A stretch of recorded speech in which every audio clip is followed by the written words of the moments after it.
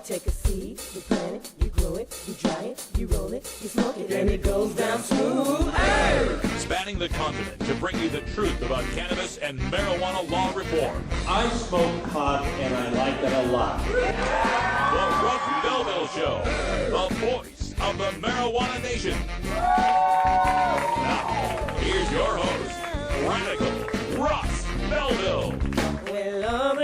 Good day, tokers and tokettes and non-toking lovers of liberty. It is Monday, February 9th, 2015, and it's got to be 420 somewhere in the world. Haven't had a whole lot of sleep. 6 a.m. flight from Ontario Airport in California to make my way back to Portland for the show today. Just returned from the HIGH TIMES Southern California Cannabis Cup.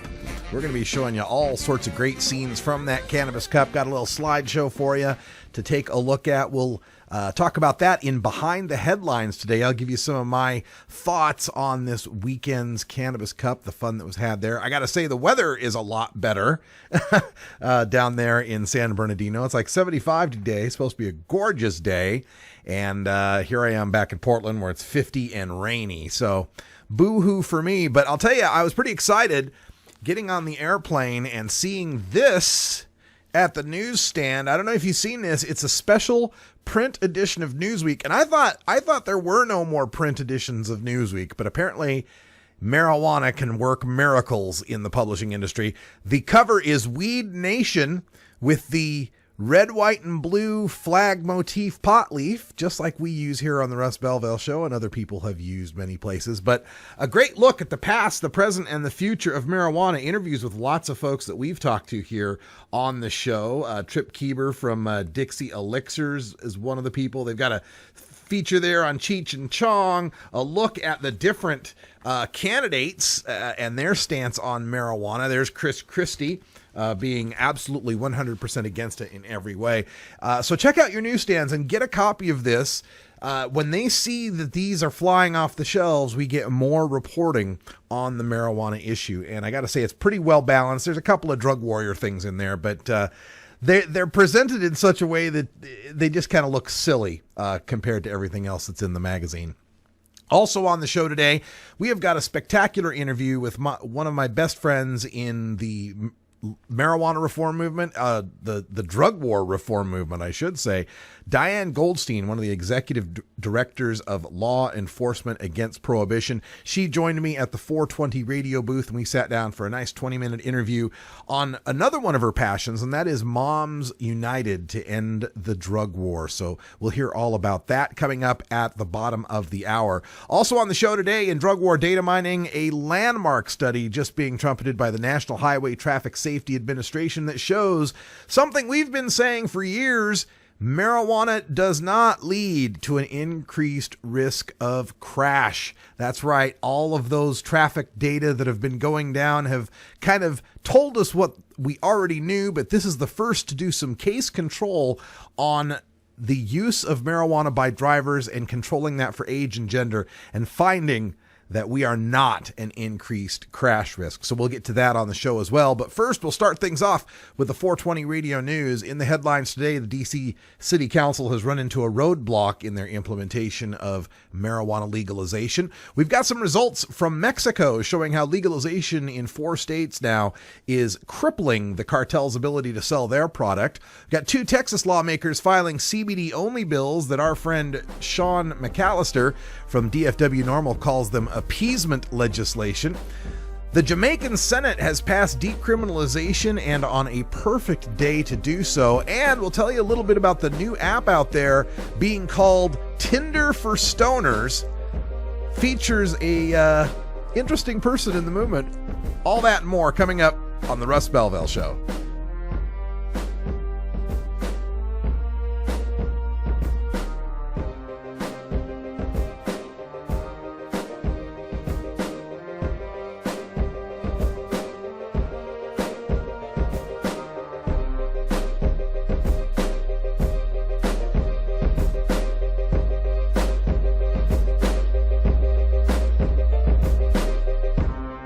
You're tuned into the Russ Belville Show, the voice of the marijuana nation.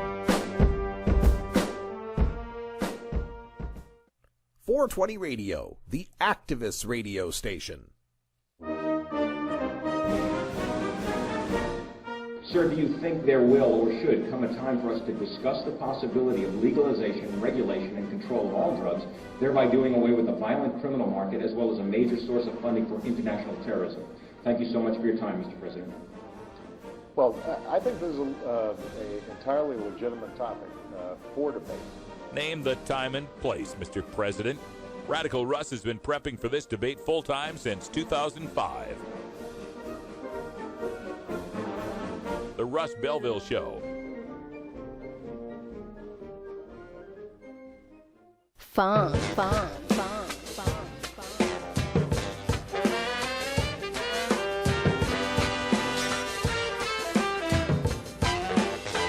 Oh, hello. I'm Big Daddy, and I want you to join me at the Funky Roller Ring. We're partying hard over here, baby. So stop on by. Check out the funky grooves and shake your booty too. Don't get in too deep, brother. Don't get in too heavy. Don't get so you can move about whenever you get ready. This is Radical Russ encouraging you to take a look at the Weed Blog every day. Johnny Green and the staff at the Weed Blog are on top of all the latest developments in the fight to end marijuana prohibition nationwide. You can even get the Weed Blog on your smartphone by installing the Weed Blog app for iPhone and Android. If it's about weed, it's on the Weed Blog, including my original writing. So don't delay. Read the Weed Blog today.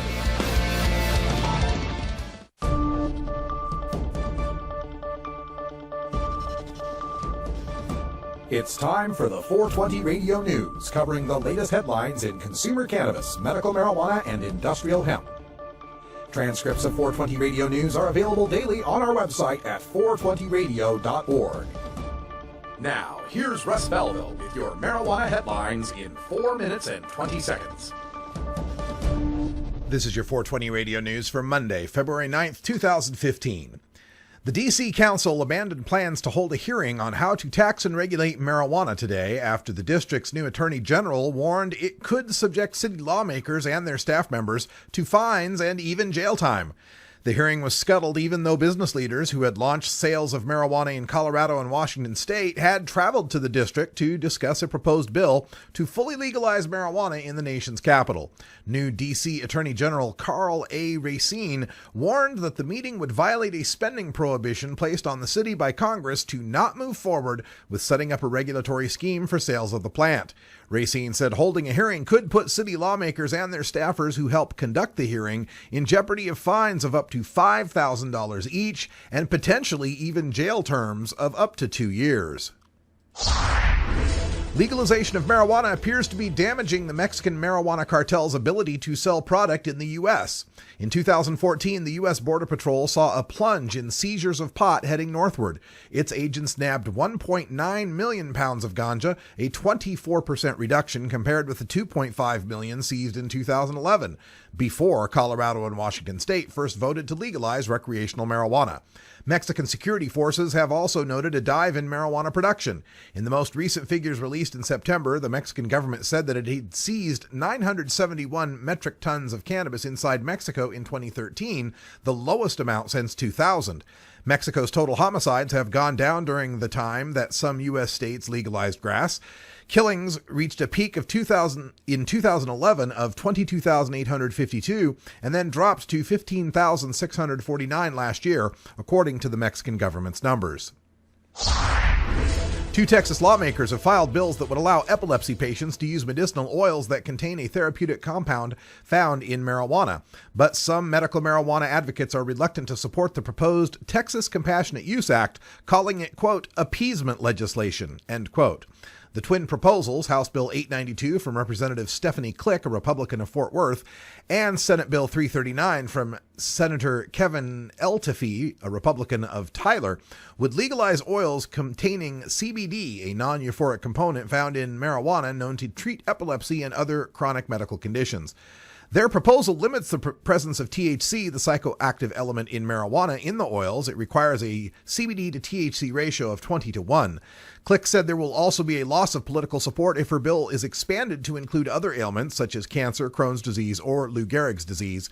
Critics note patients would have to try 2 epilepsy medications at maximum dosage before trying the CBD oils. On Friday, the Jamaican Senate finally passed historic legislation that makes the possession of 2 ounces or less of marijuana a non-arrestable but ticketable offense. The law was passed after a 5-hour debate in Parliament. Meanwhile, the small Caribbean nation celebrated what would have been the 70th birthday of reggae legend Bob Marley. In 2013, statistics compiled by the Criminal Records Office of Jamaica's Constabulary Force for the period of January to July revealed that 4,367 persons were convicted for drug-related offenses, most of them simple possession of marijuana. The new marijuana legislation would allow for a scheme of licenses, permits, and other authorizations which enable the establishment of a lawful regulated industry for marijuana for medical, therapeutic, and scientific purposes. It is set to be debated by members of the House of Representatives in the new parliamentary year, which is set to start next week with the discussion on the budget. Weed smokers finally have their own version of Tinder thanks to a new dating app called Hi There. The idea behind the app is simple. Marijuana users aren't always comfortable bringing up on dates that they enjoy smoking weed, so Hi There removes that worry by creating a place for like-minded smokers to meet up with each other. The Colorado-based startup is currently only available in the 23 states where marijuana is already legal in some form, so users shouldn't have to worry about the app disappearing anytime soon. You can also select how you usually react under the influence. This is logically followed by what activity you're in the mood for. Hi There is currently only available on the Android operating system. This has been your 420 Radio News for Monday, February 9th, 2015. I'm Russ Belville.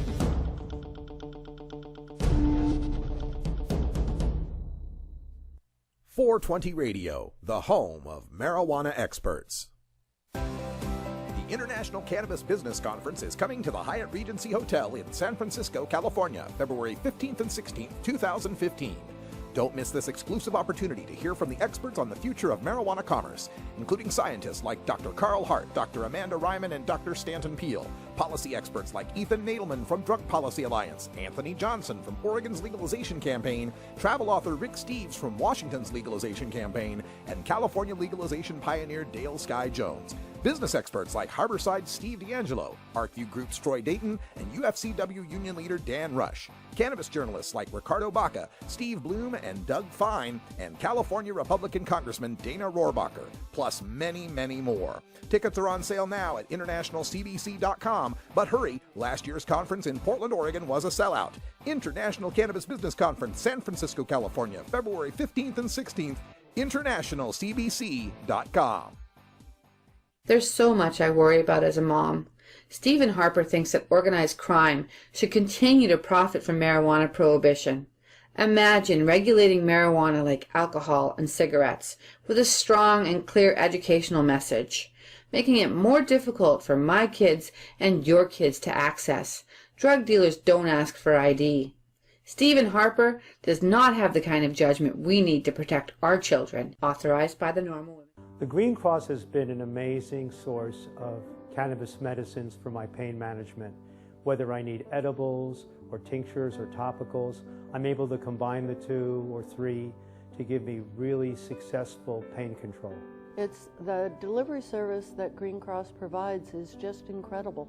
You get your medicine and it's delivered by a person that you trust. Whether we come to you or you come to us, the Green Cross delivers.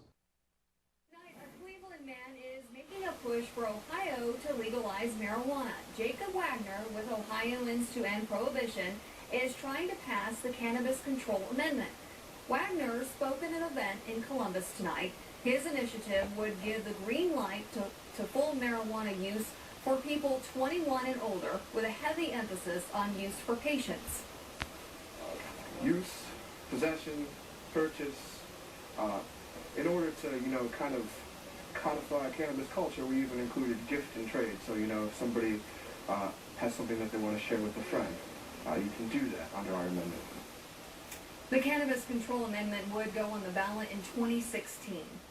Tonight, at least.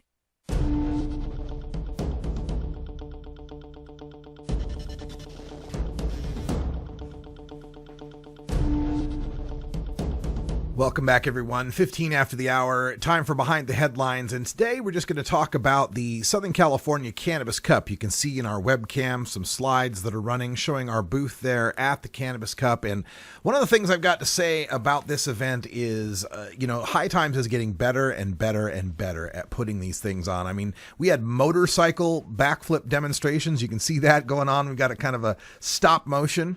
But they had these BMX motorbikes that were doing flips out there in the main lot for all the attendees to enjoy. That was pretty amazing. The electricity, the Wi-Fi were all set up by the time we got there.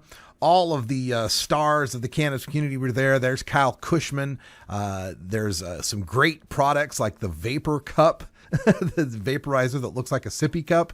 The creativity of the entrepreneurs was just completely on display, and there were about 480, I was told, 480 vendors out there. There's our volunteers, Dolphiness and Janice on the right, Dolphiness on the left, also known as Mindy, and in the center there with the man himself, Afro Man, who showed up. Other folks, Cypress Hill were in attendance. Tommy Chong showed up at the Cannabis Cup. People were getting pictures with all sorts of cannabis luminaries. And of course, the High Times crew, Danny Danko was there. Subcool and Ms. Jill were attending their booth. It was a beautiful day, although it did get a little rainy. Just right around 4:20 on Saturday, Coral Reefer and I tweeted out to all of our followers to come meet us underneath that platform with the green wavy guy. There's another one of our volunteers. That's Roland Reverend, who's in the chat room right now. And if you can read his shirt, it says, "I support balloon animal rights." Big thanks to the volunteers who help out at the booth. I often have to run, on the spur of the moment to go track someone down or to go find a particular shot or an interview. And they're always so good to be there at the booth to sell the posters and the pins and tell people about 420 Radio. It's really appreciated. Here's another way in which High Times did a great job this year. They had all these garbage cans, and that's right there, just for people to be able to get rid of their trash. Sometimes these events get a little messy, but on them they had pasted all of these posters on cannabis safety, how to dab safely, the safety behind edibles, and so forth. So I thought this was a really good outreach to try to keep things safe there at the event. There's another shot of Mindy with the little alien blow up there, and of course all sorts of cannabis culture, cannabis couture as well, pants and t-shirts and just everything you could think of for sale amongst the 480 vendors. There's a Subcool and Ms. Jill at the TGA booth, myself with Jeremy Cooper from Magical Butter. Outdoors, you can see again about 70 degrees, various forms of shatter and dabs. There were so many booths that were offering dabs for people, and I've got to say this time I didn't see a whole lot of people falling out from their dabs. I saw one ambulance ride the entire weekend that took place, and who knows if that had to do with dabs or not. Unfortunately, I did see the result of someone getting punched in the face. I come to it a little late, but the security guys were there talking to him, and this guy had a little blood coming down from his cheekbone where he'd obviously been punched in the face. Jorge Cervantes had his booth in the Citrus Building in the same area where Orange County Normal, Sacramento Normal, and the rest of us nonprofits were all set up. There's a new cannabis coffee vendor out there, a cannabis infused coffee, which I kind of joke, doesn't that cancel each other out? You get high and you get low at the same time. And then that's me at the Portland airport with a picture of our iconic carpet that we are losing, and that's some reason a big deal. Joy Beckerman Marr, one of the leaders in hemp advocacy, was there. So many great people to get to talk to. I got to speak with Bianca Barnhill from Spark the Conversation, High Times West Coast correspondent, and also did my presentation on Sunday at 5 o'clock. And if you stay tuned for hour 2, we're going to play some video from my presentation. There's Jorge Cervantes again. We'll play some video from my presentation, also some video where you can see just how busy it was at the Cannabis Cup. It was, snarled up traffic all around San Bernardino as people were making their way to the National Orange Center for the Cannabis Cup. And as you can see from the photos, tens of thousands of people there enjoying the music, the bands, the dabs, the glass. It was an event to remember.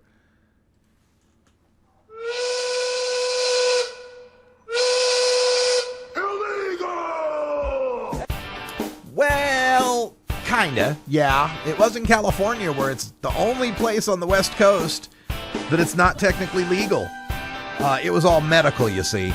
All those pictures you saw, sick people. Everyone was sick and disabled. And all the nurses weren't there just for the medical shorts. They were dispensing medical advice. Yeah, that's it. Stay tuned. We're back right after this. 420 Radio, fighting prohibition since 2012. Get.Buzz. .Buzz is the internet platform that fuels community interest, excitement, and new experiences. .Buzz is the premier online destination for internet users seeking the latest news on a variety of topics. .Buzz appeals to groups active in blogging, communications, journalism, advertising, and marketing. .Buzz offers registrants a stronger alternative to the shrinking namespace of existing top-level domain names, such as .com, .net, and .org. Get your name now at get.buzz. Georgia. Hi, this is Willie Nelson. Alcohol prohibition didn't work in the 1920s, and marijuana prohibition isn't working today. It's time we stopped arresting responsible marijuana smokers. It's the fair thing to do. For more information, contact NORML, the National Organization for the Reform of Marijuana Laws. Call toll-free 888-67-NORML or visit their website at norml.org. Arguing for the end of adult marijuana prohibition is easy because we have facts, science, reason, compassion, evidence, truth, and logic on our side. It is even easier when researchers catalog it all for us. Learn how to gather the facts on marijuana use, arrests, seizures, rehabs, drug tests, and more in this edition of Drug War Data Mining. Welcome back, everyone. 22 after the hour, and today we get to take a look at the government's National Highway Traffic Safety Administration, which just on Friday issued a press release entitled NHTSA releases 2 new studies on impaired driving on U.S. roads. And the subhead of this was, Drunk Driving Declines While Drug Use Behind the Wheel Rises. So, if you just go off of that alone, it seems like we've got another one of these government warnings about the drugged driving panic, the menace of the marijuana-impaired driver. Now that we've legalized the wacky weed, we're going to have mayhem on the freeways. But let's dig a little deeper into this, because according to these 2 studies, they've got one which is the National Highway Traffic Safety Administration's roadside survey of alcohol and drug use by drivers. This is one where it's a voluntary road stop where you can submit a saliva test, and then they just use this to generate demographics, and it's supposedly anonymous and not punitive, right? So like if they find that you're over the limit, they'll get you a ride home and you don't get charged with anything, right? So they can do this in states that don't have where it's unconstitutional to do a roadside sobriety check because it's not a punitive measure. They're just gathering data. So what they found in this is that drivers with alcohol in their system have declined by nearly 1/3 since 2007, and by more than 3/4 since the first roadside survey in 1973. Well, that's some fantastic news. Drunk driving is down by 1/3 since 2007. Gee, what else happened in America since 2007? 2007, and more specifically, actually, about 2009 is when most of the drug warriors point to the relaxing of marijuana, medical marijuana. There's the memos and such that allowed the dispensaries to move forward, and that increased the accessibility of marijuana.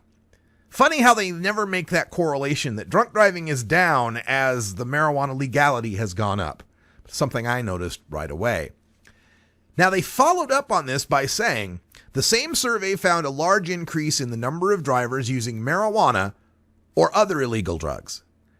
In 2014, nearly 1 in 4 drivers tested positive for at least one drug that could affect safety. Here's a case of where you're telling the truth, but you're framing it in such a way to try to distort what's going on, to try to deflect, to try to confuse people. This is where they conflate all drugs together. Say 1 in 4 drivers tested positive for a drug. Yeah, but most of those people were testing positive for marijuana, and most of the reason they're testing positive for marijuana is because it stays in your system for so long. So this survey finding a large increase in the number of drivers who've used marijuana or other illegal drugs mostly means marijuana. Now, they try to whitewash this a little bit and try to make it seem as if that's something for huge concern. But there was another survey. Well, let me finish up some of the data on this one. According to the most recent version of this survey, 8% of drivers during weekend nighttime hours were found to have alcohol in their system, and just over 1% were found with 0.08 or higher breath alcohol content. That's 1% of the drivers out there, 1 out of 100, legally drunk behind the wheel. Then they complain that the number of weekend nighttime drivers with evidence of drugs in their system went up from 16.3% to 20% from 2007 to 2014. And the number of marijuana drivers with marijuana in their system, grew by nearly 50%. Okay, but again, you've detected whether there's marijuana in their system. Have you detected any difference because of that? Any outcome because of that? Well, here's the kicker, folks. Here is the gem in this press release. The second study they conducted was to try to verify whether or not marijuana use by drivers is associated with a greater risk of crashes. We've heard this many times from the Kevin Sabet crew. We've heard that marijuana use doubles your risk of a car crash. You're double the chance of getting in a wreck. 2 times the risk. Well, this time, in doing their due diligence, the researchers did the most controlled study of its kind and found that marijuana users are no more likely to be involved in accidents. That's right, no more likely than controls to get into a crash. And why did they find this 2 times greater in the past? Why has there always been this scare about the marijuana impaired driver? Because they failed to account for the demographics of marijuana users. Marijuana users tend to be young men. This was part of my presentation in San Bernardino yesterday. I pointed out that 2/3 of marijuana consumers are either male or under the age of 35. We tend to be young men. And guess who has the greatest risk of car crashes? Young men. Now, they go at great lengths in the official document here to not make that particular conclusion. But you'll find, in fact, John Thomas has already posted in our chat room, The Hill, the political blog up at Capitol Hill, has already reported on this. Reason.com has already reported on this. And the headlines making the news: pot users don't cause crashes. 420 Radio, your ticket to the Boston Freedom Rally. The law offices of Omar Figueroa would like to remind you to stand up for your rights. If you are detained or arrested, treat law enforcement with respect and stand up for your rights by repeating, "I respectfully invoke all of my legal and constitutional rights. I do not consent to any search and seizure. I want to remain silent, and I want to speak with my attorney." Please contact the law offices of Omar Figueroa at 415-489-0420 or 707-829-0215 or on the web at omarfigueroa.com. NORMAL stands for Responsible Adult Cannabis Use. If cannabis use is causing problems in your life, consider taking a break or seeking medical assistance. Consider ceasing cannabis use if you have a family history of mental illness. Don't drive or operate heavy machinery while impaired by cannabis use. Cannabis use is not without risks, even though the risks may be far less than those posed by legal drugs. Growing plants indoors can be a rewarding hobby, but electricity bills can go through the roof. Then you have to cool down all those big hot lights. It can drive a grower insane. With Lush LED lighting, you can solve many of these issues and double your rewards. Matt and his scientists have developed the perfect light for flowering plants with far less cost and heat. And the results? Very effective. Check out LushLEDlighting.com right now and tell them Radical Russ sent you.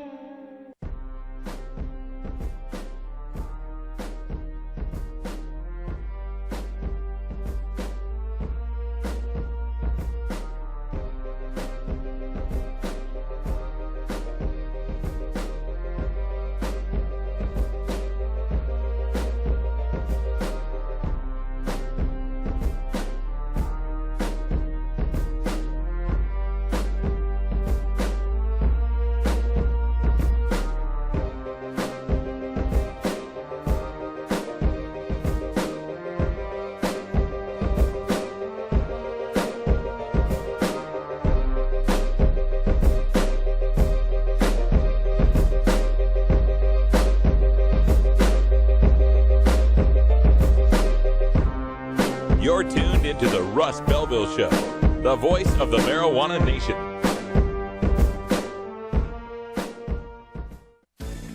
At Herbie's Cannabis Seeds, we pride ourselves on bringing you the best quality seeds from the world's most respected cannabis seed producers, all at the lowest online prices. You can find Herbie's Seeds at herbiesheadshop.com. All cannabis seeds are sold as souvenirs and as a means of preserving cannabis genetics. Herbie's Seeds in no way intends to condone, promote, or incite the use of illegal or controlled substances. We strongly urge all prospective customers to check their national laws prior to placing an order. Herbie's Seeds at herbiesheadshop.com. Proud sponsors of the Russ Belville Show and 420 Radio.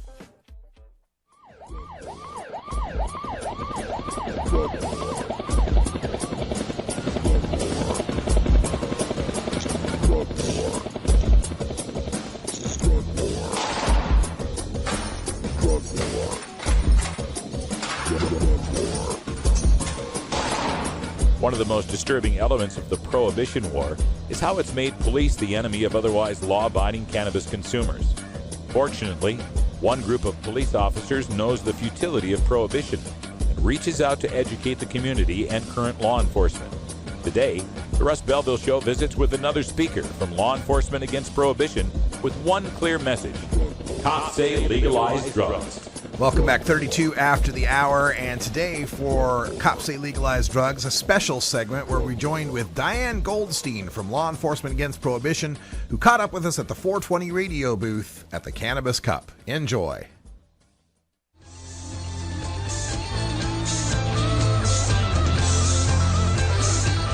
Oh, there we go, Leonard Skinner.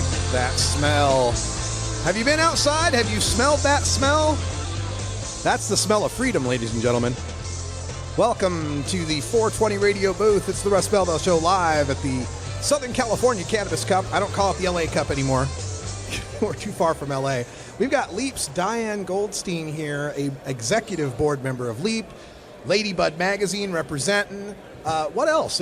What else has been added to your CV since we last introduced you? Let's see, Moms United. I'm now on the steering committee for Moms United to End the War on Drugs, which is a very interesting organization. It's actually a coalition campaign made up of moms and others from, now we're expanding internationally, that basically want to end the drug war.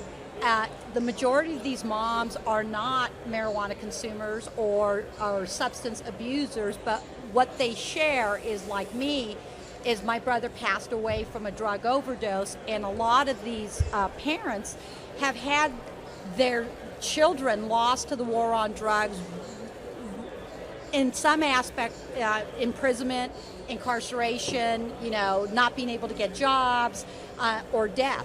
And so because of their experiences, they recognized several years ago that the war on drugs was very harmful to families. So they work across the country to do legislative advocacy. They've been very, very strong in California in helping design Good Samaritan laws, naloxone laws, all sorts of harm reduction strategies that are really going to benefit our community. And in fact, one of the things that LEAP is working on right now is, outside of the cannabis and the marijuana issues, is bridging the gap with law enforcement to introduce harm reduction into their language so they understand things like safe injection facilities enhance public safety and save lives, that having public safety firefighters and police officers have access to naloxone is part of our mission to protect our community, that designing programs like Seattle PD and King County Sheriffs did, the law enforcement assisted diversion, where they don't even book people who are low-level drug offenders or prostitutes, or even sell drugs to maintain their lifestyles because of economic circumstances, that they're diverting them out of the system, and they're having tremendous success in reducing crime without criminalizing or harming people through jail. It's amazing work that's being done here, and it brings to mind the end of alcohol prohibition, and actually the beginning of. It's really interesting how, women helped start these prohibitions, and then they help end these prohibitions. With alcohol, it was Carrie Nation and the Axe. With marijuana, it was, I can't remember her name, but she started the Moms in the 80s. Yes. It's like, this is a gas mask bong. Oh. Yes, yes. And now women are recognizing that the cure is worse than the disease. No, absolutely. And, I think Ethan Nadelman from the Drug Policy Alliance has said it very brilliantly in the past, is, drug policy reformers, which I believe that everybody who's attending this conference is a drug policy reformer or activist, whether they want to be or not. Yeah. They are. And our nation and our society looks at them in that aspect, which is which is the other issue of how do we teach them to be better activists, even when they're, off duty, so to speak, from having fun. Yeah. But the issue becomes is, moms have a real special connection. We're the nurturers. We are the peacekeepers in society. And what I love about my mom's group is I helped start it with Gretchen Bergman, who you know Gretchen, and you've interviewed her before. Her and I met on a panel. We sat next to each other, instantly connected. She did a mom's presentation. I was doing a cops presentation, and I looked at her and I said, "Moms and cops." And so we started the LEAP and the Moms United Moms and Cops Coalition. That Moms and Cops Coalition has some significant power to change our society. And it's because, for me, it's not just my obligation to my 23-year-old son, who I believe if he wants to use medical marijuana or if he wants to use adult marijuana, that he should be free to do so as long as he has made an informed decision on the benefits and the cons. But what I don't want is for him to get criminalized for behavior that, is not necessarily dangerous. I just want to teach him how to minimize the risks. And Moms and Cops has an obligation not to just our individual children, but to all our children. And when I say that, it's not just about our little kids and preventing them from becoming, addicted to substances, whether it's alcohol or cigarettes, but it's to people that, I really view a lot of the kids that I've seen grow up in the Students for Sensible Drug Policy movement in the last 4 years. I feel like I'm their caretaker, that I have an obligation to ensure that their life is not ruined because of the criminal justice system, and that's the problem right now. Well, you know it. I mean, aren't you still dealing with the Utah issue? I am, as of this moment, a convicted criminal in the state of Utah. I have 10 more payments until I'm not. Wow. But think about that. Yeah, it's crazy. Yeah. How much was the fine on that? Remarkably, the same amount as my bail. How did that work out? About $1,200. Well, you know what? That's actually cheap. Yeah, not so bad. You know what? I mean, in California, I've paid traffic tickets that high. Well, I've seen you drive. No. Yeah, so the Moms and Cops Coalition, I think, is a really good way of focusing the conversation that it's not necessarily about engaging in risky behavior and getting high or anything else. As we cross that whole path, that it's, we have moms that are patients, we have moms that have never used any drugs, and moms that are totally opposed, but they understand that the harms to our society is much worse by continuing in this horrific path that we've done. Yeah, we're speaking with Diane Goldstein, an executive board member of Law Enforcement Against Prohibition. Check them out at leap.org. leap.cc. They've got amazing speakers all over the country, all over the world, really, except Antarctica. I don't believe you have a speaker in Antarctica. We're not in Antarctica, but we are in 120 countries now. That's fantastic. So check them out, leap.cc. And I wanted to ask you, because you ran through a bunch of harm reduction things, and LEAP has a broader focus than, say, 420 Radio or Cannabis Cup that's generally cannabis focused. So one of the things you mentioned, I think, I want to make sure if someone has never heard of this, that they've heard of it. Tell them about naloxone and what that's all about. So LEAPS believes our mission statement is to end drug prohibition and to bring substance misuse into the realm of public health policies. So naloxone is known as Narcan, and what it is an opioid reversal drug. It is a life-saving drug, and interesting enough, it's heroin that has forced the conversation in law enforcement, where they have now recognized that they cannot arrest their way out of a substance use issue. So, Big Pharma, the OxyContin issue, it is the over-prescribing of really hardcore pharmaceuticals that created a lot of opioid-dependent people who can no longer afford their drugs. So what happened is they ended up going to the illicit market, where you can get a hit of heroin for $10, and that heroin is stronger than it used to be a long time ago. It's now being cut with fentanyl and other products, and it's causing devastation across our nation right now, but really focused out in suburban areas. And so again, that soccer mom issue is, here you had a bunch of suburban soccer moms, all of a sudden whose kids are dying from heroin overdoses or opioid prescription overdoses. Naloxone can be used either in an injectable form, and now they have even a much simpler nasal air spray. And law enforcement agencies across the country are now being trained to have that in their arsenal of tools. So not only do they have a baton, but they carry naloxone. Quincy, Massachusetts Police Department, about 3 years ago, literally started this, and I just checked the stats. Since they have introduced naloxone in Quincy, they have saved over 300 people's lives.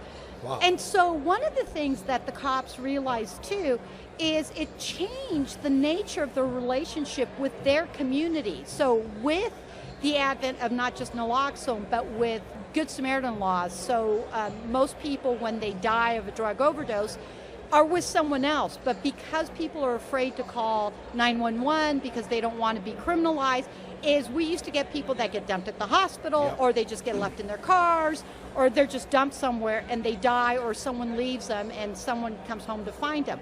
And so, again, Moms United has been really strong in combining that legislative advocacy to pass 911 Good Samaritan laws, pass naloxone laws. California recently has one that you can now go to a pharmacist without a doctor's prescription to get naloxone, I believe.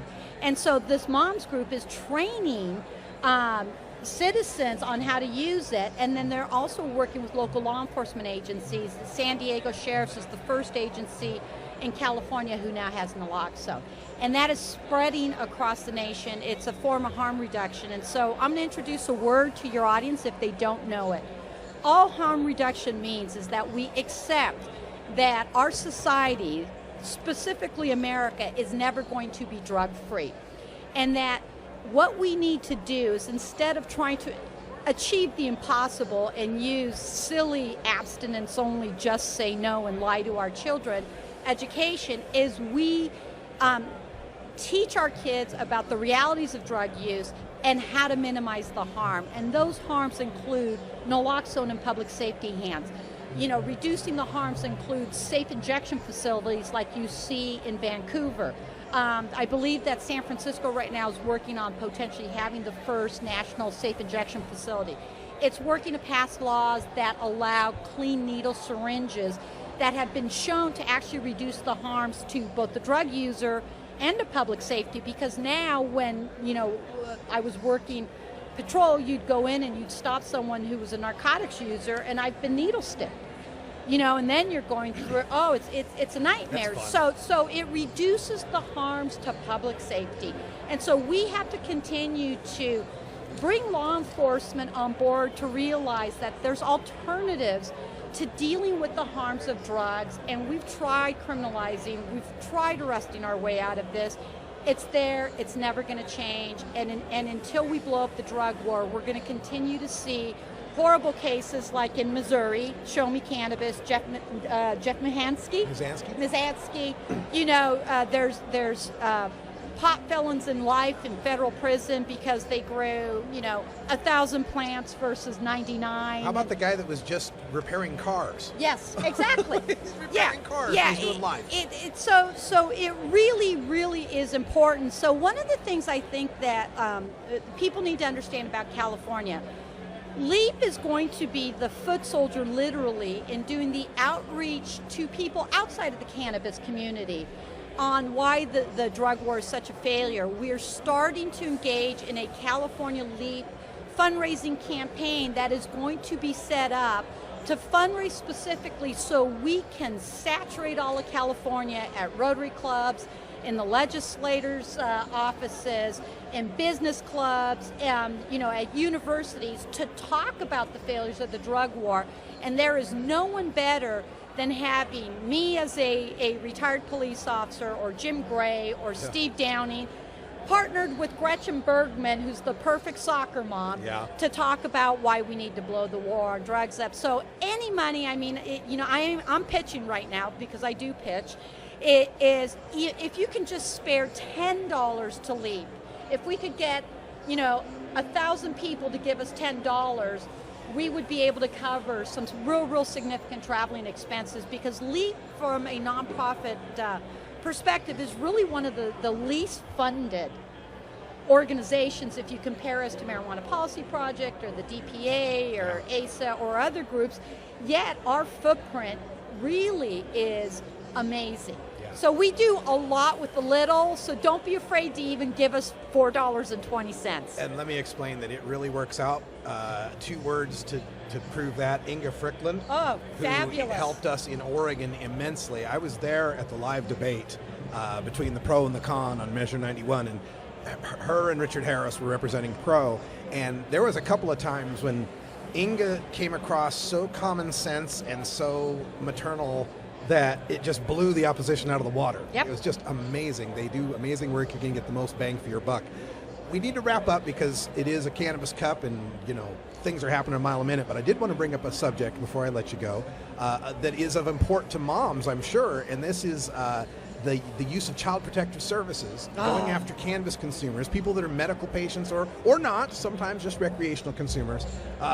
Is there any push with Moms United on that front? Huge push. So one of the things, and actually it's something that I've been talking about with not just moms. I'm actually working with an attorney in California by the name of Jennifer Annie, and all she does is represents parents whose kids have been taken away by CPS, and she's gotten amazing results. If anyone needs an attorney in California, if your child has been taken away for marijuana, she gets lots of kids brought back to their house. And one of the things we need to critically understand, not just in California, but across our nation, there's a federal law that helps fund what's called Drug Endangered Children Act. And so there is money, there are entrenched self-interest, both in law enforcement and with child protective services. Because if you take away a child who's allegedly a drug endangered child, CPS gets money. And so once again, what the drug war has done is it has monetized things that never should have been monetized. It's monetized law enforcement, it's monetized CPS, and it needs to be blown up. I would propose that one of the things that needs to happen as we win this cannabis war is the next thing we need to do is attack legislatively and change the CPS laws that basically says, you know what, if you are a medical marijuana patient or if you use responsibly as an adult consumption, unless you commit a separate act, merely being a patient or being a user should not allow to have your children removed. And that's how the law has always been, but there's been these wiggle rooms, and the Narcotics Officers Associations train CPS, which most people don't realize. And what they do is they teach them that there's no such thing as medical marijuana, that any use of medical marijuana or adult consumption marijuana is grounds to take people's kids away. And I work child sex abuse. I let me tell you, I have taken my fair share of kids away. And even in the best of circumstances, I wrote an article for the Huffington Post that really the first time I had to take a kid away who was badly beaten, who should not have been in that house, that kid was holding him, walking down the stairs, and he's grabbing the chair rail, screaming for his mom and dad at the top of his lungs. I get to my car, and I didn't even have kids then. I didn't have my son at that point. I got to my car after I deposited this little boy with CPS, and I broke down and I cried. And it taught me a really valuable lesson that even when we wield power appropriately, we need to understand the emotional ramifications and aftermath to those that we really have been sworn to protect. And let me tell you, I would never leave a child in a situation where they're abused, but I've been to lots of houses where drunk parents have fallen asleep and let their kids walk out the front door. Yeah, maybe we should counsel them and get them into parenting, but I'm not necessarily certain we should take those kids away, you know. So we have to start distinguishing between responsible drug use, and I'm talking alcohol, prescriptions, marijuana, and other, you know, whether it's illicit or not, and separate it between actually truly dangerous behavior towards our kids. Yeah, and some of the wiggle room things, some of the nefarious things they'll do, like if you're growing a marijuana plant, well, that's going to invite rippers to come to your house, and they might do violent things, and therefore you're endangering your kid. And I'm like, well, by that logic, I can't have diamonds. Yeah, exactly. I can't have a safe.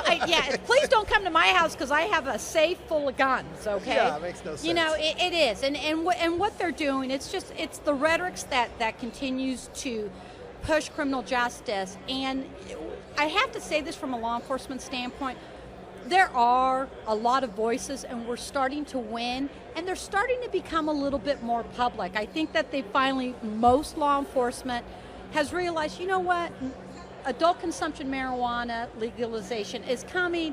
We should embrace it. We should do it in a sense where we enhance public safety. You know, we're still a long way from there, but we're working, we're pushing. And, you know, LEAP really believes in the whole issue of cannabis legalization because one of the reasons why it really is our way to end the drug war entirely. Because when the sky doesn't fall for cannabis, we can just use the same example and say, okay, now we can start talking about harm reduction like Europe does. I mean, Switzerland has the premier heroin-assisted treatment program that they give their heroin addicts heroin that's government prescribed by a doctor. They haven't had a single overdose death. And what they did by doing that is they reduce property crimes between 60 to 90% because people aren't breaking into other people's houses to get their drugs.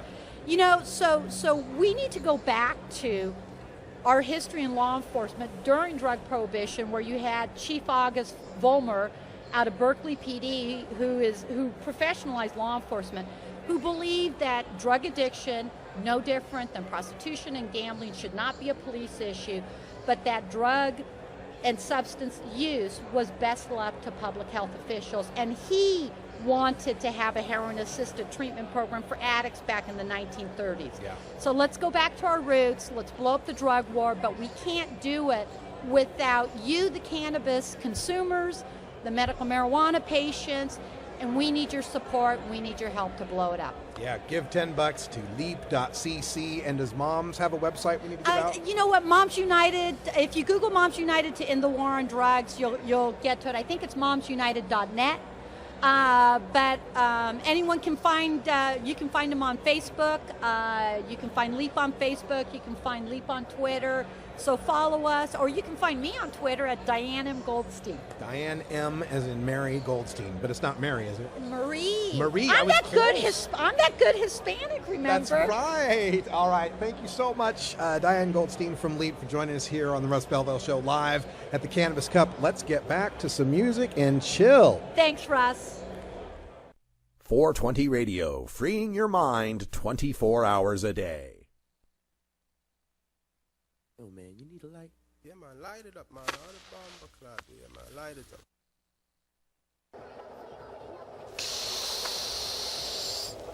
Now this some bad weed. Yeah, man.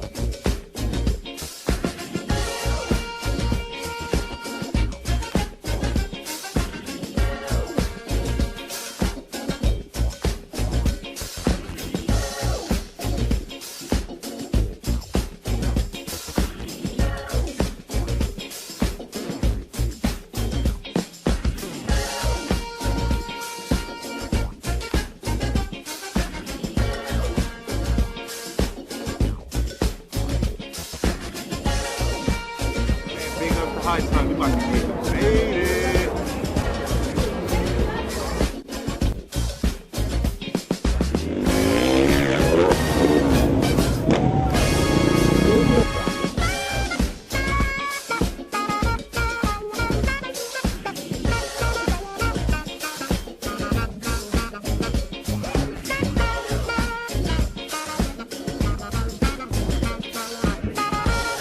Alright guys, we're up here at the High Times Tower in the middle of the action and it's 4:19. 1 minute left until this place goes absolutely crazy. 4:20 exactly.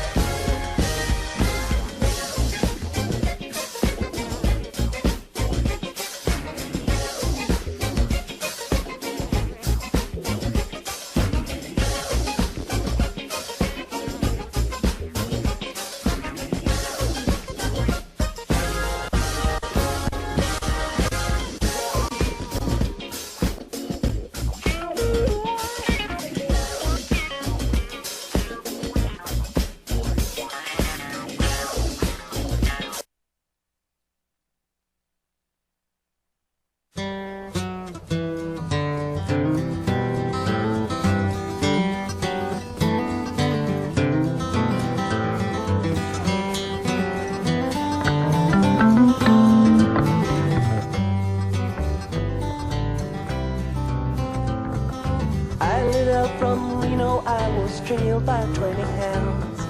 Didn't get to sleep that night till the morning came around. Set out running, but I take my time. A friend of the devil is a friend of mine. I get home wish you guys have a beautiful day today. Sun is shining, you know.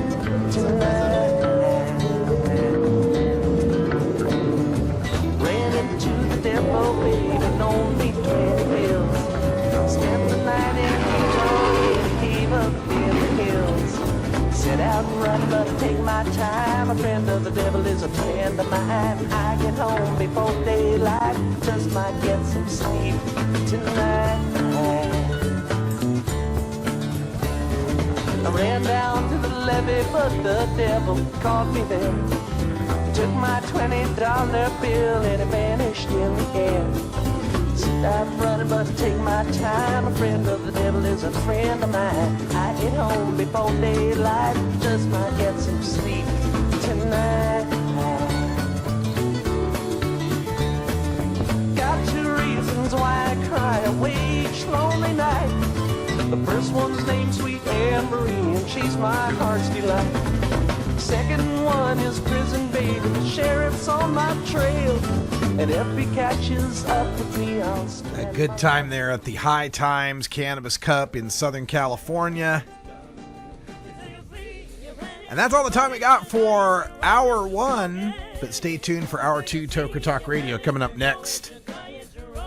That's right, we're going to have a Monday Toker Talk Radio. Just going to bring you the video from Cannabis Cup. Let that run while I make my way off to the other work that I have to get done. Watching the Measure 91 committee meetings. We got more guests coming up this week. more great shows for you here. You want to tune in with us tomorrow on tomorrow's show, Tuesday, 3 p.m. Pacific time. Our guest will be addiction expert Joe Schrank, who advocates for marijuana legalization. Should be a great show. For everyone here, I'm Radical Russ. Until next time, take care of each other, tokers. This is the Russ Belville Show. The Russ Belville Show is blogging and podcasting daily at radicalruss.com. You take a seed, you plant it, you grow it, you dry it, you roll it, you smoke it. You take a seed, you plant it, you grow it, you dry it, you roll it, you smoke it. You take a seed, you plant it, you grow it, you dry it, you roll it, you smoke it, and it goes down smooth.